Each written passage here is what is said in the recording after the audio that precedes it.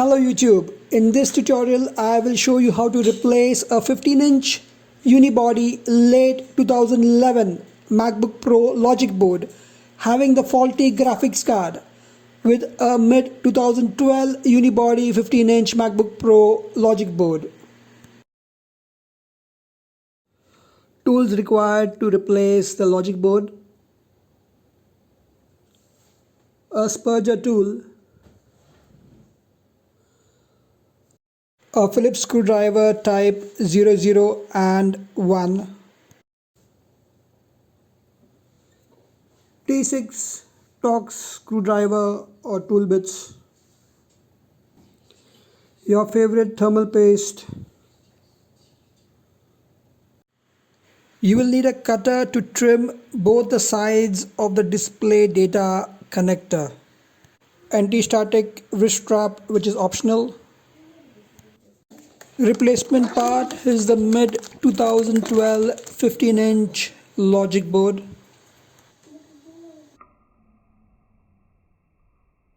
Remove the following 10 screws securing the lower case to the upper case.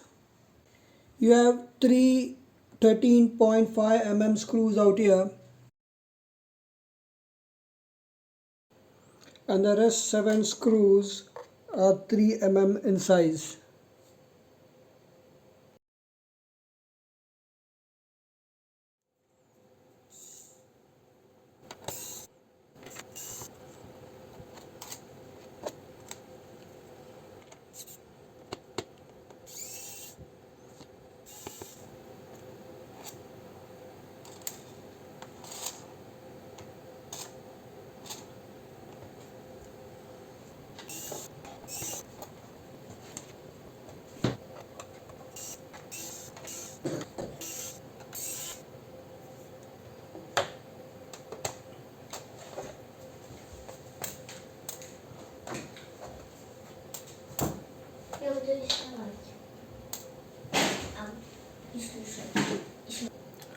While removing these screws, note how they come out at a slight angle. They must be reinstalled the same way. Now, using both hands, lift the lower case like so. First, let's remove the battery connector. Using a spurger, lift the battery connector.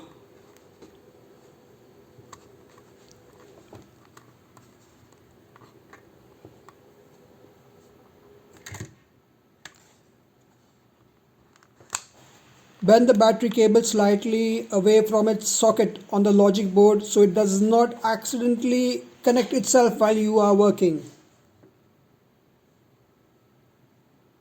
You could put a piece of plastic or a card between the battery cable and socket to prevent accidental shorting.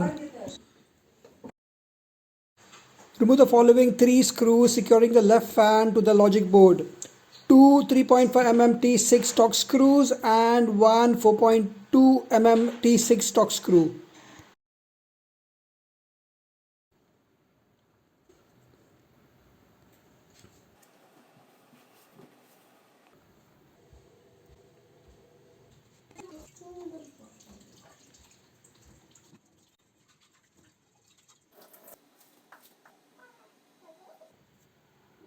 Use a spurger to disconnect the fan connector from the Logic board. Lift the fan out and keep it aside. You might need to thoroughly clean the fan. Use a spurger to disconnect the fan connector from the Logic board. Remove the 3.4 mm T6 Torx screws securing the fan to the Logic board.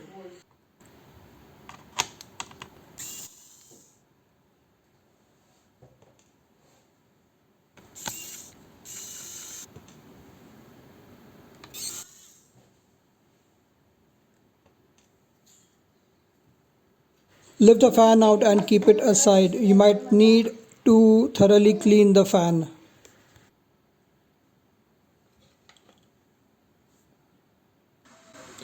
Now let's remove the camera cable out of its socket. Pull it in this direction, parallel to the logic board, like this. Keep it away.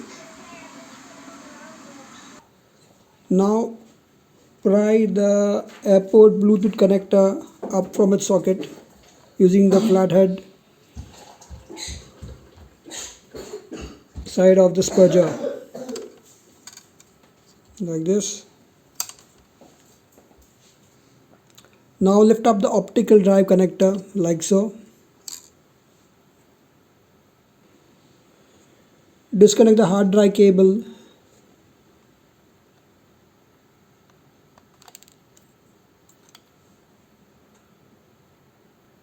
Now remove the subwoofer or right speaker cable, like so.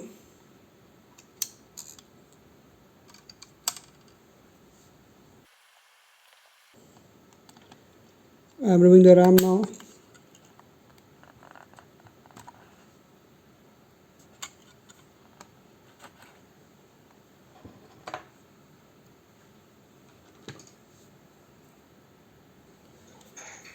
Remove the two Phillips screws securing the trackpad keypad cable.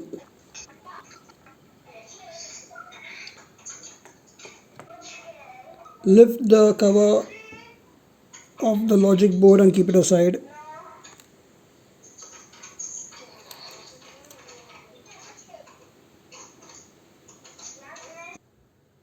Use a spudger to pry the trackpad connector out of its socket.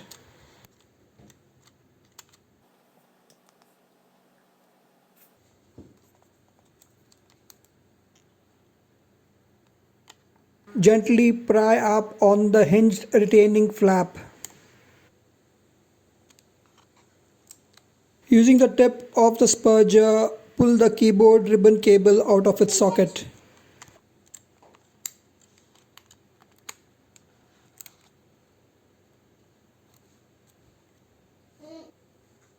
Use a spudger to lift the battery indicator connector up and out of its socket. On this device, the plastic pull tab as well as the metal retaining clip is broken. This clip is from another device. I've taken it for demo purposes. Grabbing the plastic pull tab, first lift up the lever. Now slide the LVDS cable out of the socket in this direction. Take care by pulling it out.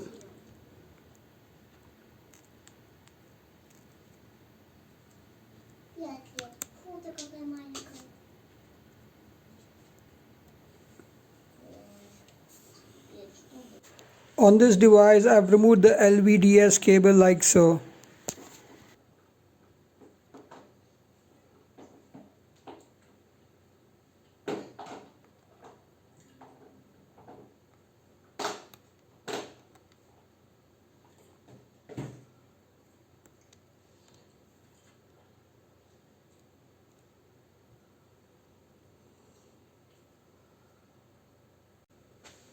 Using the spudger, lift up the retaining flap.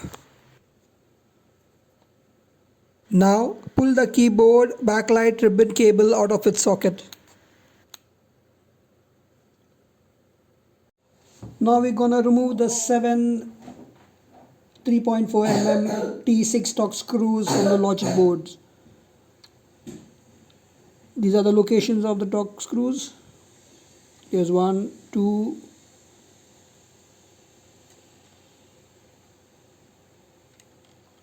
3, 4, 5, 6, and here 7.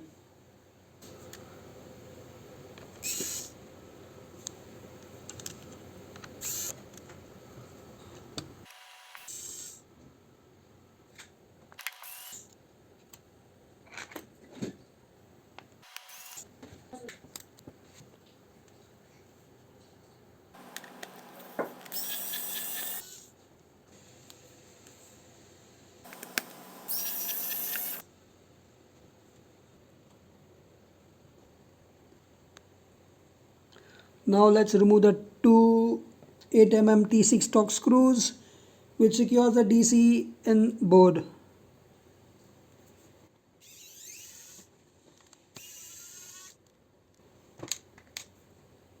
Carefully lift the logic board assembly from its left side and work it out of the case.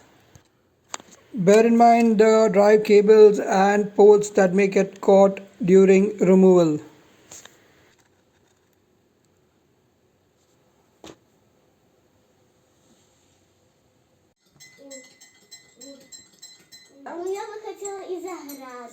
Remove the 6 Type 1 Phillips screw securing the heatsink to the logic board. Keep track of the springs housed beneath the screws. If your new replacement logic board has not come with a heatsink, you can put your old heatsink. It's a perfect fit. If the heatsink appears to be stuck to the logic board after removing all the 6 screws, it may be helpful to use a spurger or a screwdriver to separate the two components. Carefully remove the left speaker and microphone connector from the logic board.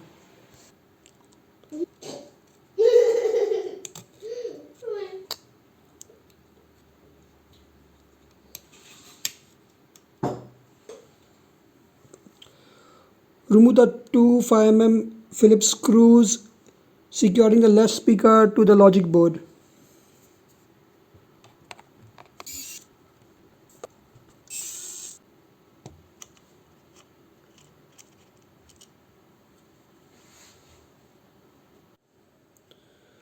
Remove the DC in cable like so. Pull it this side towards you in this direction.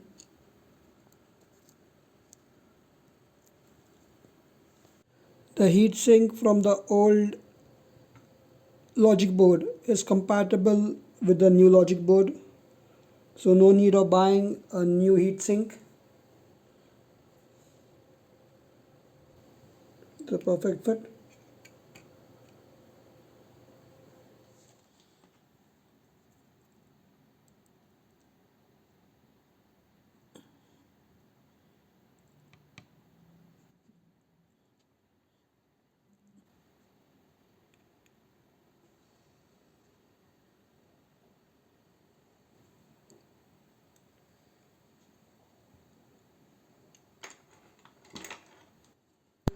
Install the 6 Phillips Type 1 screws and don't forget the small springs housed under each screw.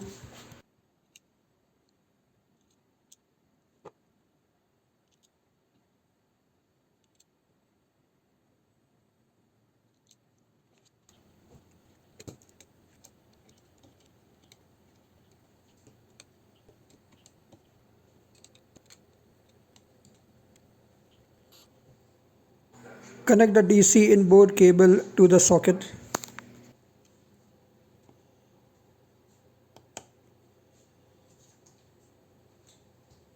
Put back the two 5 mm Phillips screws securing the left speaker to the logic board.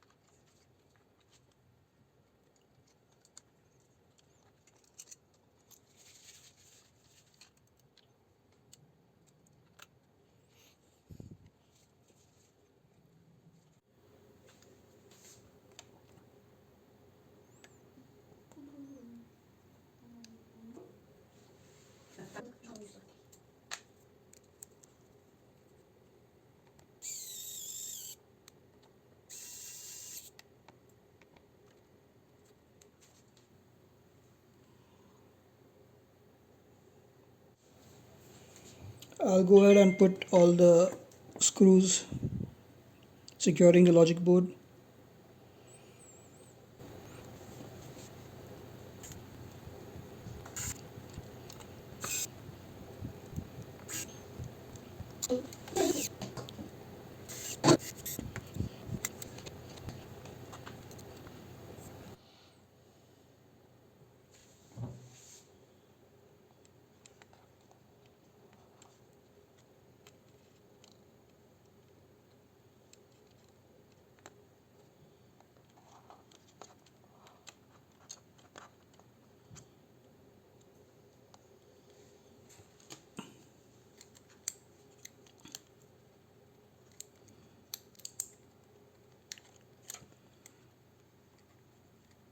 Ого, он может все ступеньки перескочить.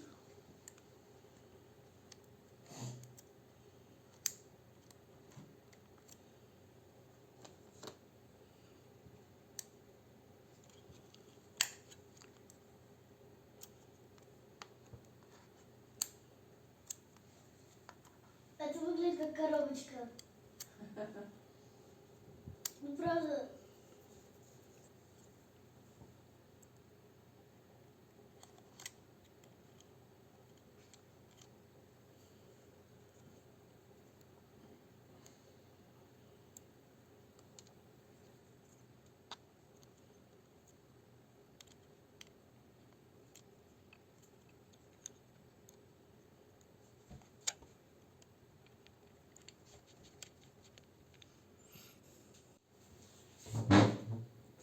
Видела?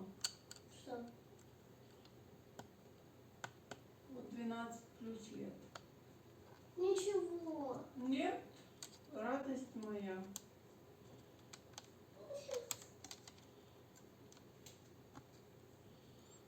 А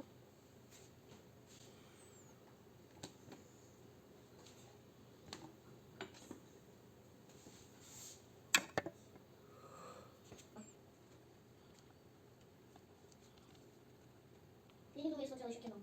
Правильно? Я смотрела только мультики.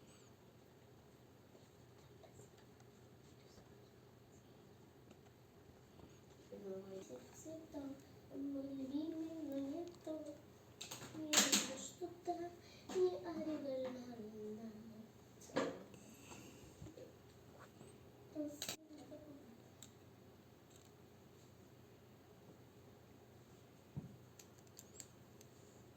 Какие красивые одежды.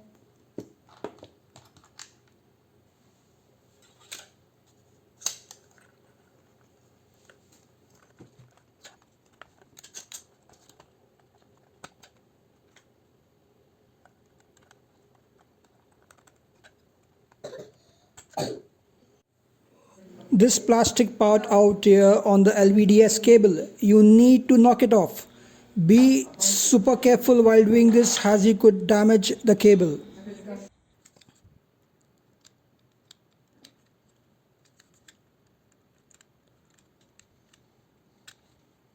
One of the pins on this LVDS connector seems damaged. I will try to put it in place a bit later.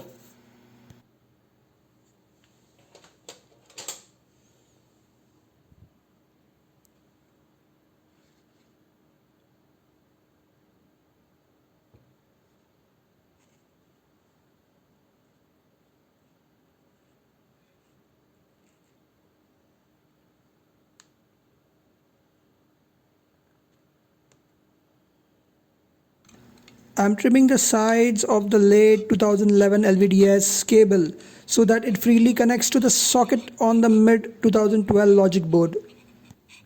Bear in mind just to trim only the plastic at the sides.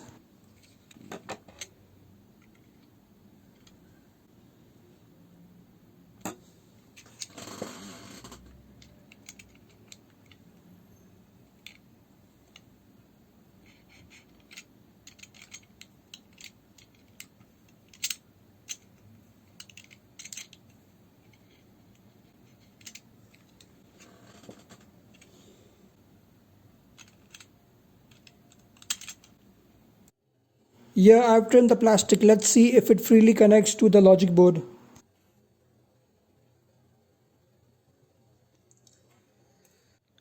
Remove the 8.6 mm Phillips screw securing the LVDS cable retainer. I've seen that the removal of the cable retainer helps in attaching the LVDS cable to the logic board freely.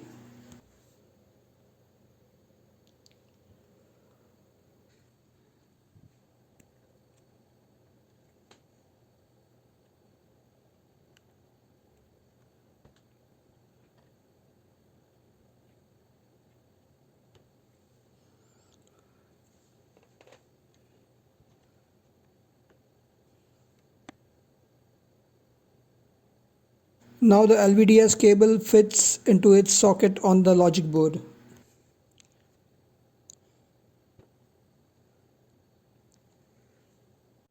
Install the cable retainer and secure it with the 8.6 mm Phillips screw.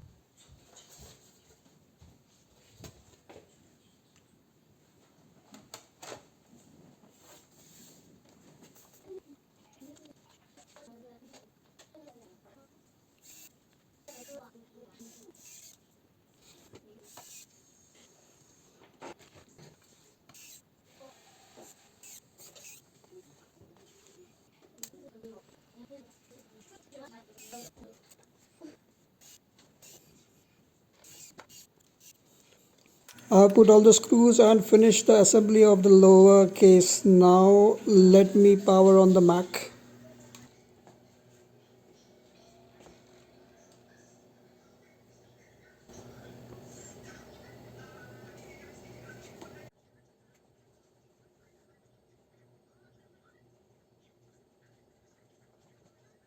There, it's booting up. I've successfully replaced the old faulty late 2011 15-inch unibody MacBook Pro with a mid 2012 15-inch unibody logic board. Hope this video is of use. Thanks for watching. Subscribe to the channel, like, share, and don't forget to hit the subscribe button.